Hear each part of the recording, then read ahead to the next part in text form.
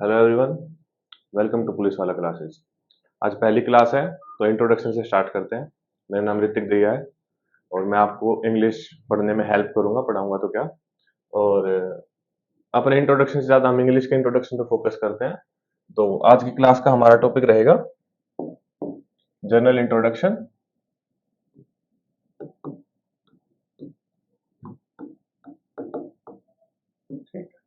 General introduction में हम सबसे पहले क्या देखेंगे कि इंग्लिश की वेटेज क्या है, किस एग्जाम में कितने मार्क्स की आती है, क्यों पढ़नी है।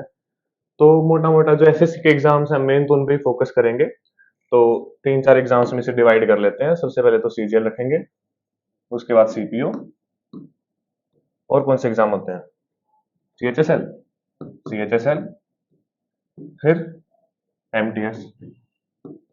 अच्छा, एक और एग्जाम जहाँ पे इंग्लिश की बहुत ज्यादा इंपॉर्टेंस और वेटेज है, सीडीएस, उसको भी रख के चलते हैं। बहुत सारे बच्चे होते हैं सीडीएस की तैयारी कर रहे होते हैं।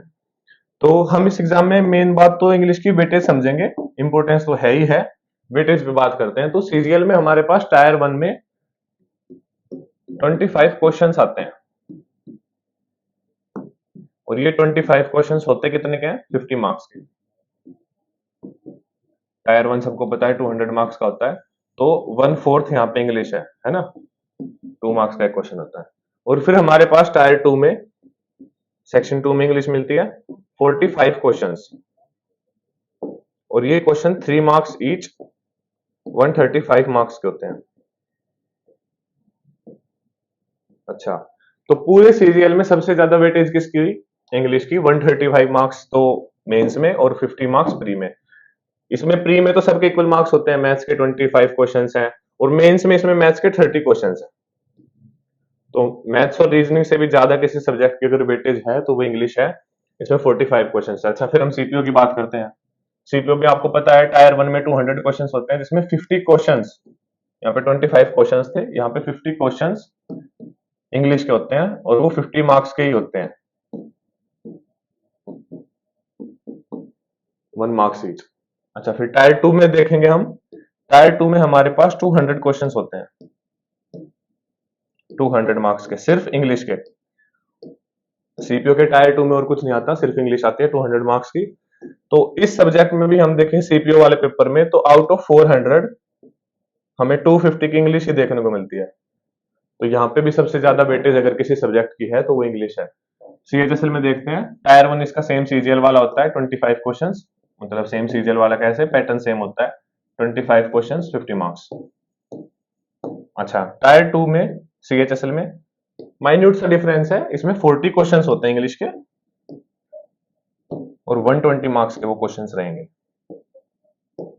तो इस एग्जाम में भी सीएचएसएल में सबसे ज्यादा वेटेज इंग्लिश की ही है। अच्छा, फिर हम एमटीएस की बात करते हैं। एमटीएस में आपको पता है कि अब सेक्शनल कट ऑफ कर दी कि मैथ्स और रीजनिंग को सिर्फ क्वालिफाई करना है, और जो मेरिट लगेगी फाइनल जिसपे सिलेक्शन होगा वो होगी इंग्लिश प्लस जीएस के बेसिस पे। तो इसमें इन दोनों के ही 25 क्वेश्चंस आते हैं, 75 मार्क्स, है ना। इतने ही है ना, बता देना कमेंट में। फिर हम बात करते हैं सीडीएस की। सीडीएस में 3 पेपर होते हैं हमारे, एक मैथ्स का, एक जीएस का और एक इंग्लिश का। हम इंग्लिश की बात करेंगे तो इंग्लिश में हमारे पास 120 क्वेश्चंस होते हैं और ये 100 मार्क्स के होते हैं। इंग्लिश हमें पढ़नी है, वो किसी एग्जाम के लिए नहीं पढ़नी। हम इंग्लिश पढ़ेंगे और इस तरीके से पढ़ेंगे कि कोई भी एग्जाम हमारे सामने हो हम उसकी इंग्लिश पूरी अटेम्प्ट कर सकें विद मोर देन 85% एक्यूरेसी। तो आपकी पूरी कॉम्पिटेटिव जर्नी का आपको समझ आ गया होगा कि सबसे इंपॉर्टेंट, और मैं कहूंगा सबसे इजी और सबसे स्कोरिंग जो भी सब्जेक्ट है वो इंग्लिश ही रहने वाला है। तो बिल्कुल बेसिक से स्टार्ट करेंगे हम इंग्लिश को और एडवांस लेवल तक इंग्लिश पढ़ेंगे। पहली क्लास धीरे धीरे धीरे धीरे लेवल बढ़ाते चलेंगे। तो अगर आप पहली क्लास से हमारी क्लास देखो तो साथ साथ अपने नोट्स बनाते चलना। और क्वेश्चंस आपको आपको हम क्लास में ही प्रैक्टिस करवा देंगे सारे। जो क्वेश्चंस वैसे होंगे कि आपको प्रैक्टिस के लिए देने हैं उसके हम आपको पीडीएफ प्रोवाइड करेंगे। पहली क्लास से पीडीएफ प्रोवाइड नहीं कर रहे। चलो भाई, इंग्लिश स्टार्ट करते हैं। तो सबसे पहले तो भाई इंग्लिश में हम देखेंगे कि वर्ड से स्टार्ट होगी इंग्लिश। वर्ड्स ही होते हैं, वर्ड से बेसिक क्या होगा। अच्छा, इससे पहले एक चीज और समझते हैं, एक सेकंड, कि वेटेज कितनी है किस चीज की। तो इंग्लिश में मोटा मोटी 3 चीजें पढ़ेंगे। सबसे पहले तो हम ग्रामर पढ़ेंगे, फिर हम वोकैब देखेंगे, और जो लास्ट सेक्शन बहुत इंपॉर्टेंट है वो है कॉम्प्रिहेंशन।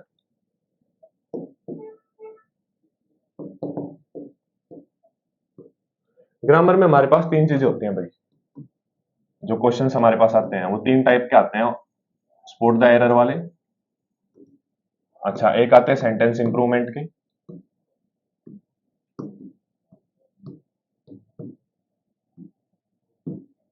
और एक हमारे पास आते हैं फिलर्स।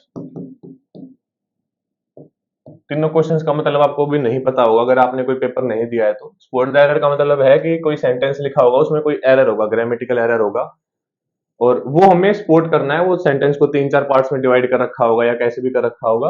और सेंटेंस इंप्रूवमेंट होगी कि एक सेंटेंस लिख रखा है, उसमें कोई वर्ड्स ऐसे ब्रैकेट में दे देते होंगे कि इनका मोस्ट अप्रोप्रिएट फॉर्म क्या होगा, या फिर उस सेंटेंस को ही पूरा चेंज करके लिखना उसके ग्रामेटिकल स्ट्रक्चर को। और फिलर्स में हमारे पास ब्लैंक्स होते हैं, क्लोज टेस्ट से अलग है ये, तो क्लोज टेस्ट से इसको वो कंफ्यूज मत करना। वो कैम में फिर हमारे पास फिर से 3-4 चीजें हैं कि सबसे पहले तो हमारे पास सिनोनियम्स एंटोनियम्स आते हैं पेपर में, और क्या आता है हमारे पास पेपर में, वन वर्ड सब्स्टिट्यूशन आते हैं, और इडियम्स और फ्रेजेस आते हैं।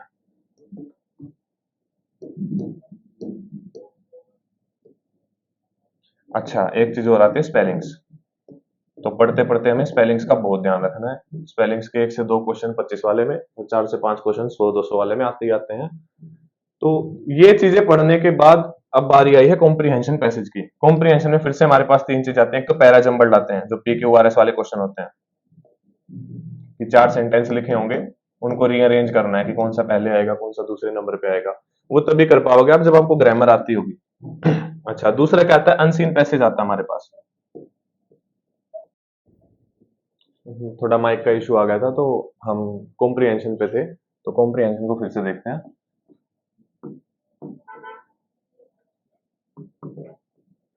कॉम्प्रिहेंशन में बता रहा था कि हमारे पास सबसे पहले तो पैरा जंबल्ड आते हैं, PQRS वाले क्वेश्चन, वो मैंने बता दिया था। उसके बाद हम थे अनसीन पैसेज पे।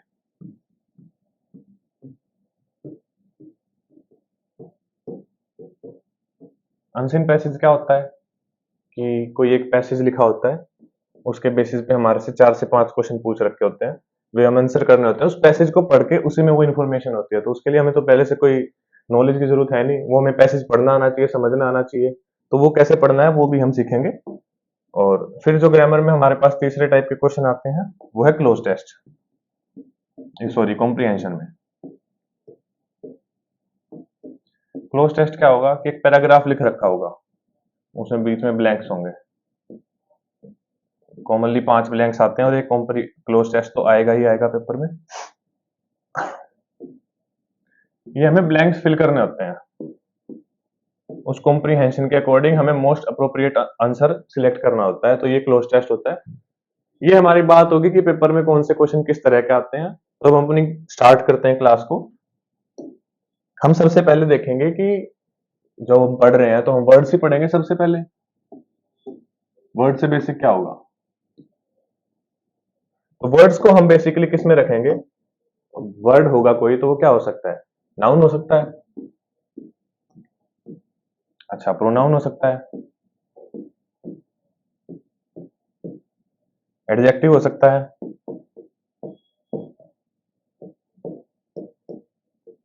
और क्या हो सकता है भाई, वर्ब हो सकता है, adverb,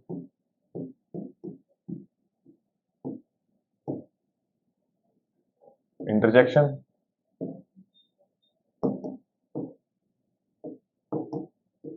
conjunction,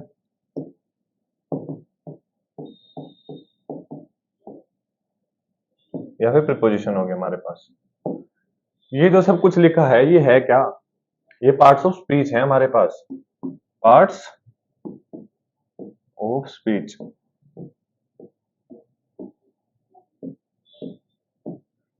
parts of speech को पढ़ने के लिए हमें सबसे पहले तो सेंटेंस की नॉलेज होनी चाहिए कि सेंटेंस का स्ट्रक्चर है क्या, उसमें कौन सी चीज कहाँ आएगी। तो हम सबसे पहले जो अपनी बात स्टार्ट करेंगे वो सेंटेंसेस से करेंगे, ताकि हम ये पार्ट ऑफ स्पीच पढ़ सके। ये टॉपिक हम अपनी क्लास के एंड में रखेंगे, जब हमारा क्लास खत्म होने पे आ जाएगी ऑलमोस्ट, तब अब इन टॉपिक्स को रखेंगे। तो वर्ड्स के बाद हमारे पास क्या चीज आएगी, हमारे पास फ्रेजेस आएंगे। फ्रेजेस आएंगे ना हमारे पास। फ्रेजेस क्या होते हैं, सबको पता है कि दो या दो से ज्यादा वर्ड से मिलके बनते हैं वो फ्रेजेस होते हैं। तो इसका मतलब क्या है, इसका मतलब कुछ नहीं है, ये इनकम्प्लीट मीनिंग के साथ होते हैं।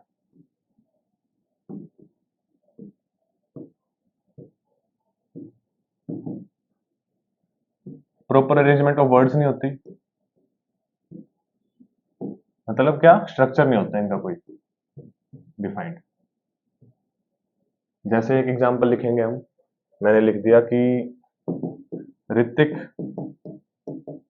एंड मोहित। ये क्या है, दो से ज्यादा वर्ड्स हैं तो ये फ्रेज हो गया, पर इसका कोई मतलब है खुद में, कोई कंप्लीट मीनिंग नहीं है। तो फ्रेजेस का खुद का कोई कंप्लीट मीनिंग नहीं होता, कोई प्रॉपर स्ट्रक्चर नहीं होता। अब ऋतिक एंड मोहित का कोई मतलब है तुम समझ ही नहीं सकते, ऋतिक एंड मोहित कौन, दोस्त हैं, कहाँ जा रहे हैं, क्या कर रहे हैं। तो ये बात होगी फ्रेजेस की। फ्रेजेस के बाद हमारे पास क्या आता है, सेंटेंस आते हैं हमारे पास। ये इंपॉर्टेंट है, सेंटेंसेस। सेंटेंस क्या होता है, हमारे पास एक प्रॉपर अरेंजमेंट ऑफ वर्ड्स होती है।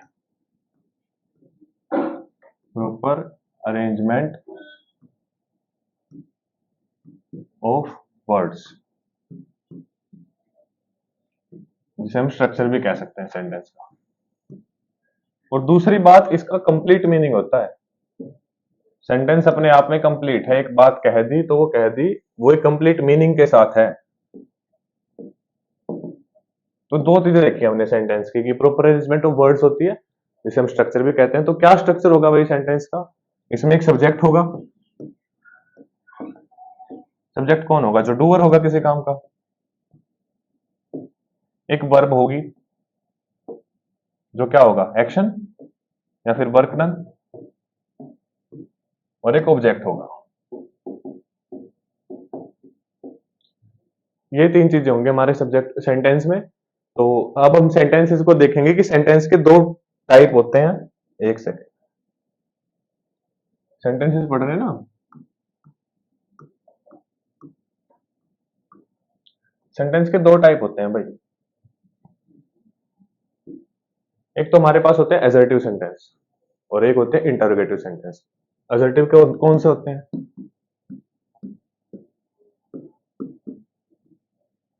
ऐसे सेंटेंस जो एक फैक्ट को स्टेट करते हैं, इन्हें हम सिंपल सेंटेंसेस भी कहते हैं। टू स्टेट अ फैक्ट या टू असर्ट, वो कैब का भी ध्यान रखना है, यहाँ पे वर्ड है असर्ट, उसी से बना है असर्टिव सेंटेंसेस, जो एक फैक्ट को स्टेट करते हैं, सिंपल सेंटेंसेस होते हैं। तो इसको भी हम दो पार्ट टाइप्स में डिवाइड कर सकते हैं। सबसे पहले तो असर्टिव कौन से होंगे, अफर्मेटिव।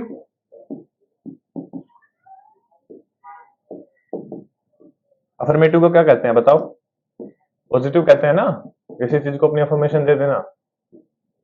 और एक होंगे हमारे पास नेगेटिव।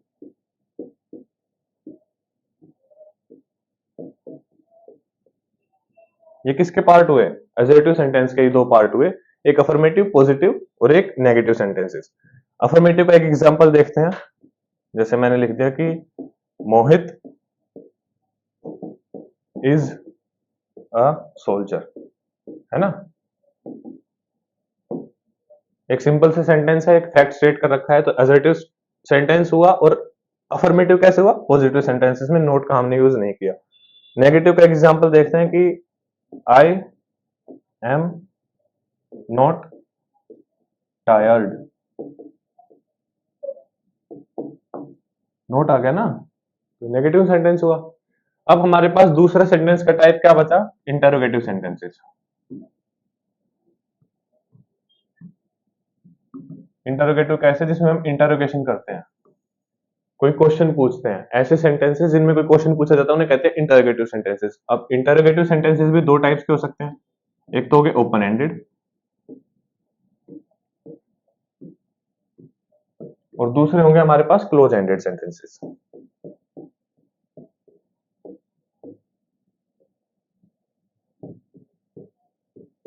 अच्छा, अब ये बात आई कि ओपन एंडेड कौन से हैं, क्लोज एंडेड कौन से हैं। क्वेश्चन हम दो तरीके के पूछ सकते हैं। एक तो हम ऐसा क्वेश्चन पूछेंगे जिसका आंसर हमें एक एक्सप्लेनेशन मिलेगी, एक स्टेटमेंट मिलेगी, उसे हम कहते हैं ओपन एंडेड। जैसे कि व्हाट आर यू डूइंग, इसका आंसर आप क्या दोगे? पढ़ रहे हो तो आई एम स्टडिंग, और कुछ कर रहे हो तो आई एम टेकिंग नोट्स। ये हो गया ओपन एंडेड का। और क्लोज एंडेड कौन से सेंटेंस होते हैं? एक हम ऐसा भी क्वेश्चन पूछ सकते हैं जिसका आंसर हाँ या ना में होता है, यस और नो, कि have you finished your meal, इसका आंसर क्या होगा? कर ली तो यस, नहीं तो नो। तो ऐसे सेंटेंसेस होंगे क्लोज एंडेड, जिसका आंसर यस या नो में खत्म हो जाए, वो तो होंगे क्लोज एंडेड। और जिसका आंसर एक एक्सप्लेनेशन हो,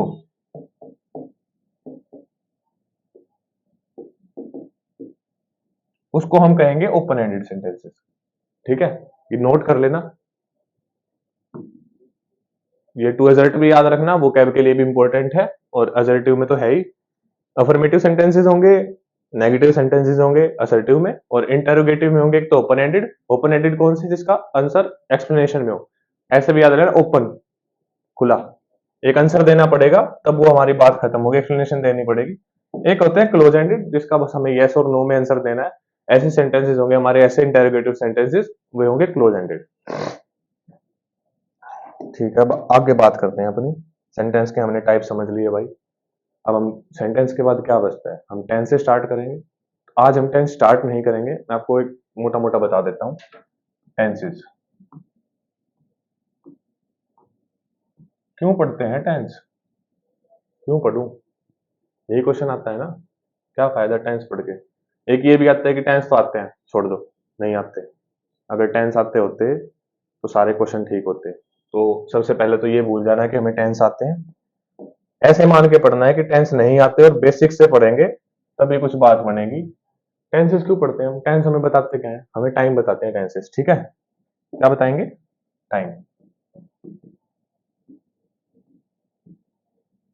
टाइम क्या है भाई? है क्या टाइम? टाइम भी क्यों पढ़े? तो टाइम होती है स्टेट ऑफ चेंज, और कुछ नहीं होता टाइम।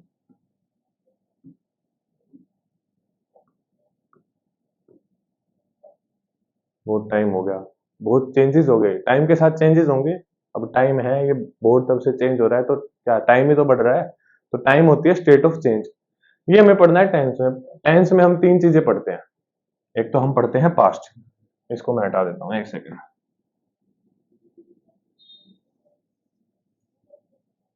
देखो, सबको पता है टेंस हम तीन चीजें पढ़ेंगे। हम पास्ट पढ़ेंगे, हम प्रेजेंट पढ़ेंगे,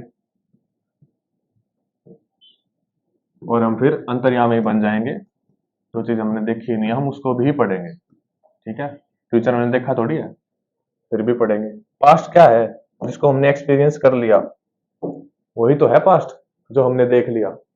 तो पास्ट को हम एक्सपीरियंस कर चुके, EXPERIENCED। ठीक है, पास्ट को हमने एक्सपीरियंस कर लिया, प्रेजेंट को हम एक्सपीरियंस कर रहे हैं अभी। फ्यूचर मुझे तो पता नहीं, तुम्हें पता तो बता देना। फ्यूचर नहीं पता किसी को। पास्ट का पता है, प्रेजेंट का पता है। पास्ट हमने एक्सपीरियंस कर लिया, प्रेजेंट हम एक्सपीरियंस कर रहे हैं, देखेंगे फ्यूचर, देखेंगे क्या है फ्यूचर। ठीक है, तो अब ये आगे के हम पास्ट पढ़ेंगे, प्रेजेंट पढ़ेंगे, फ्यूचर पढ़ेंगे। इनमें हम क्या पढ़ेंगे? तो हमारे टेंस के चार एस्पेक्ट्स होते हैं। क्या लिखेंगे उसे? बढ़िया सा कलर लगा दूं, एस्पेक्ट्स ऑफ टेंस। एक सेकंड में इसको एडजस्ट कर देता हूँ, पूरा ज्यादा बड़ा हो गया।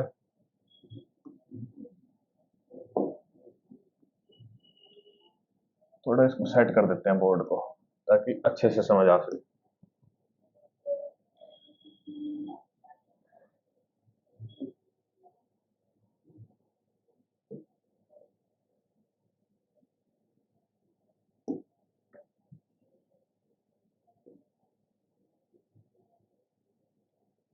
चलो, टेंस के हमने देखे कि चार एस्पेक्ट्स होते हैं, देखे नहीं अभी, देखेंगे कौन कौन से होते हैं चार। सबसे पहले तो इंडेफिनेट होता है, उसके बाद क्या होता है बताओ? लिखो, एक बार कमेंट में लिखो चारों, मत लिखो, छोड़ो, टाइम वेस्ट होगा। कॉन्टिन्यूस होता है।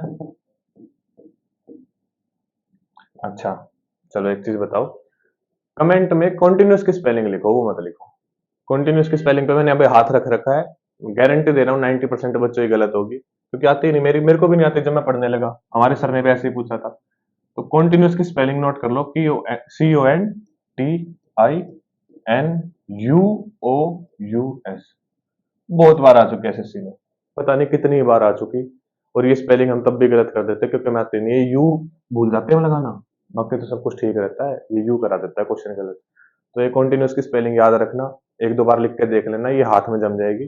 ठीक है, हाथ में कैसे जम जाएगी, जब लिखोगे सही लिखोगे, ऐसे जम जाएगी हाथ में। कॉन्टिन्यूस की स्पेलिंग का ध्यान रखना है बिल्कुल। उसके बाद हमारे पास क्या बचा, परफेक्ट टेंस होता है हमारे पास, और एक होता है परफेक्ट कॉन्टिन्यूअस। स्पेलिंग याद रखोगे, ठीक है। ये चार एस्पेक्ट्स होते हैं टेंस के, इन्हें हम पास्ट में भी पढ़ेंगे, प्रेजेंट में भी पढ़ेंगे, फ्यूचर में भी पढ़ेंगे। यही चार चीजों को, कि पास्ट में कैसे दिखे, प्रेजेंट में कैसे दिखे, और फ्यूचर में कैसे दिखे। तो सबसे पहले हम इनमें ये बता देते हैं कि वर्ब कौन सी आएगी, ठीक है। उसके बाद अपनी क्लास को आज यहीं पे खत्म करेंगे। देखो मैं यहाँ पे वर्ब बता रहा हूं, इनडेफिनेट में हमेशा वर्ब की फर्स्ट फॉर्म आएगी, वो पास्ट का हो, वो प्रेजेंट का हो, वो फ्यूचर का हो, ठीक है। वर्ब की फर्स्ट फॉर्म आएगी या फिर उसके साथ SEIS आएगा, ठीक है, समझ गए। और क्या आ सकता है बताओ, सोचो सोचो सोचो सोचो, बताओ। वर्ब की फर्स्ट फॉर्म आएगी SEIS, वर्ब की सेकंड फॉर्म भी तो आएगी, कहाँ आएगी बताओ। पास्ट में, जब हम इंडेफिनेट की बात करेंगे तो वर्ब की सेकंड फॉर्म के साथ हम बात करेंगे। कॉन्टिन्यूस में हमें क्या दिखेगा, वर्ब के फर्स्ट फॉर्म के साथ ING होगा हमेशा, और परफेक्ट में हमेशा हमारे पास वर्ब की थर्ड फॉर्म होगी, ठीक है। और परफेक्ट कॉन्टिन्यूस के हमारे पास क्या होगा बताओ, बीन भी होगा इसमें हमारे साथ। बीन क्या है, खुद बीन तो खुद थर्ड फॉर्म है वर्ब की, ठीक है, बी की। तो हम यही लिखेंगे कि वर्ब की थर्ड फॉर्म होगी हमारे पास। ओहो, और कॉन्टिन्यूस में क्या होगा बताओ, कॉन्टिन्यूस में क्या होगा, परफेक्ट कॉन्टिन्यूस में हमारे पास होगी बीन प्लस वर्ब की फर्स्ट फॉर्म के साथ ING। ये वर्ब होंगे हमारे पास, इनको याद रखना है, ठीक है। ये चार टेंस के एस्पेक्ट्स हैं, इन्हें, ये तो आपको पता ही होगा, इतना तो मैं मान के चल रहा हूँ, अपने 12th कर ली तो इतना तो पता ही होगा, पास्ट प्रेजेंट फ्यूचर। कल की क्लास में हम क्या करेंगे, हम प्रेजेंट टेंस को उठाएंगे, उसे कंप्लीट करेंगे, हम पास्ट को उठाएंगे, उसे कंप्लीट करेंगे, और हम फ्यूचर को उठाएंगे, उसे कंप्लीट करेंगे। कैसे करेंगे, 2-2 मिनट के टॉपिक है ये। मेन बात क्या है, इनके क्वेश्चंस प्रैक्टिस करना। अब पढ़ा दूं मैं 2 मिनट में, पर अभी अगर पढ़ाऊंगा तो फ्लो नहीं बन पाएगा, कि मैं क्वेश्चन साथ साथ प्रैक्टिस नहीं करवा पाऊंगा। तो हम पास्ट प्रेजेंट और फ्यूचर तीनों टेंसेस को पढ़ के उनके टॉपिक्स पे जो, मतलब इनके जो क्वेश्चंस है वो पढ़ेंगे। और टेंस में सबसे ज्यादा इंपॉर्टेंट जो टॉपिक है ना, वो है कंपैरेटिव एनालिसिस, जो टीचर पढ़ाते ही नहीं है, वो टेंस पढ़ा के छोड़ देते हैं। तो कंपैरेटिव एनालिसिस से ही क्वेश्चन आते हैं, टेंस से थोड़ी क्वेश्चन आएगा यार, इंडेफिनेट का थोड़ी क्वेश्चन आ जाएगा पेपर में, इतना कम लेवल थोड़ी रहेगा। तो ये टेंस तो हमें बस बेसिक टूल है हमारे, टेंस क्या है हमारे पास, बेसिक टूल अपने क्वेश्चंस को सोल्व करने का। बेसिक टूल लेके मेहनत खुद करनी है अपने हाथों से। तो मेहनत कैसे करेंगे, वो क्वेश्चंस प्रैक्टिस करेंगे, 50 60 70 जितने हम सेंटेंस प्रैक्टिस कर पाएंगे। आज की क्लास के लिए बस इतना ही है, हमने टेंस देख लिया, अब कल की क्लास से हम टेंस स्टार्ट करेंगे और टेंस कल ही खत्म कर देंगे। खत्म इन द सेंस कि ये तीनों पढ़ लेंगे, अपने बेसिक टूल्स तैयार कर लेंगे, उसके बाद हम अगली जो क्लासेस चलेंगे उसमें अपने टॉपिक्स प्रैक्टिस करेंगे। तो आई होप आपको समझ आया होगा, नहीं भी आया हो तो आज तो इंट्रोडक्शन था, इंट्रोडक्शन में तो क्या समझना है, ज्यादा बच्चों को तो पता ही होगा ये जो हमने पढ़ाया है। तो कल वाली क्लास जो रहेगी वो इंपॉर्टेंट रहेगी, उसमें हम टेंसेस कंप्लीट करेंगे और उस पर हम फिर क्वेश्चंस प्रैक्टिस करेंगे, जो वो कैब का था। और जो हम क्वेश्चंस की PDF प्रोवाइड करेंगे वो नेक्स्ट क्लास से ही होगी, जब हम थोड़े बहुत क्वेश्चंस प्रैक्टिस कर चुके होंगे, हमें कुछ आता होगा, इसके बेसिस पे हम क्वेश्चंस थोड़ी कर सकते हैं, ठीक है। Thank you.